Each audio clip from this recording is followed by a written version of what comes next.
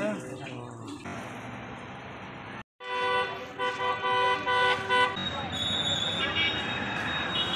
ছেলেটার সম্পর্কে কয়েকটি কথা বলবো।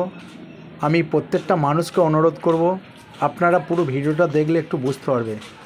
ছেলেটি মানসিক ভারসাম্যহীন, মুরাতিপুর বাজারে কয়েক বছর ধরে আছে। প্রত্যেকটা দোকানে খাবার হাতে তুলে দেয়, সেই খাবারকে বেঁচে থাকে। এবং ছেলেটি কথা বলতে পারে না, কিন্তু বুঝতে পারে। ছেলেটি এতটাই মানসিক ভারসাম্যহীন, পেশাব পায়খানা প্যান্টের মধ্যেই করে ফেলে।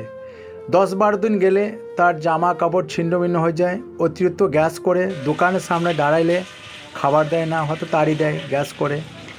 তা প্রত্যেকটা মানুষ আমরা জানি যে মানসিক ভারসাম্যহীন, বাড়ি থেকে যদি ছেলে যদি কারো হারিয়ে যায়, মা বাবার কতটা যন্ত্রণা, যে ছেলেটা আজও এখনও খুঁজছে।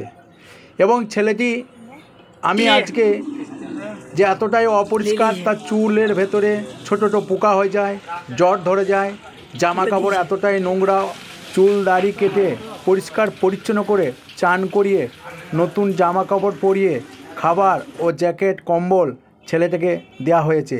ছেলেটি মানসিক ভারসাম্যহীন। প্রত্যেকটা মানুষকে অনুরোধ করব, হয়তো বাড়িতে যদি কারো ছেলে হারিয়ে যায়, তাহলে মা বাবার কতটা যন্ত্রণা আমরা প্রত্যেকটা মানুষ জানি। ছেলেটা আজও খোঁজ পায়নি। ছেলেটা মুরাতিপুর বাজারে কয়েকটি বছর ধরে আছে। আপনারা ছেলেটার জন্যে অবশ্যই ভিডিওটা শেয়ার করবেন, যাতে মা বাবার কাছে ভিডিওটা পৌঁছায়। আপনারা এই ধরনের মানুষ যদি বাজারে ঘুরে বেড়ায় শীতকালে, ওদের কতটা কষ্ট, প্রত্যেকটা মানুষ পারলে একটু জ্যাকেট কম্বল ওনাদের হাতে তুলে দেবে। প্যারা নিউট্রিশন সোসাইটি পলয়দা খুব ভালো মানুষ। উনি আমাকে সবসময় ভালো কাজে সহযোগিতা করে, এই কাজেও সহযোগিতা করেছে, ওনাকে অসংখ্য ধন্যবাদ। আপনারা পাশে আছেন বলে এই অবলা প্রাণী, মানসিক ভারসাম্যহীন এইসব কাজ আমি করতে পারছি। আপনারা আমার পাশে থাকুন, ভালোবাসা থাকুন, সুন্দর পরিবেশ গড়ে তুলুন। ভালো থাকুন।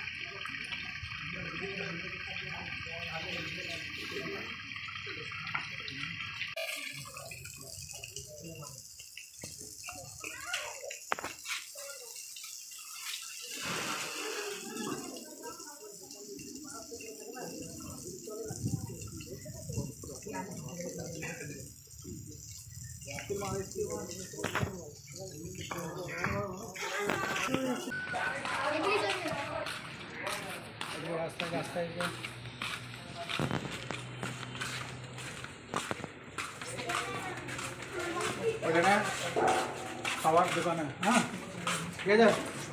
পেশাব পায়খানা প্যান্টটা করবি না, ঠিক আছে।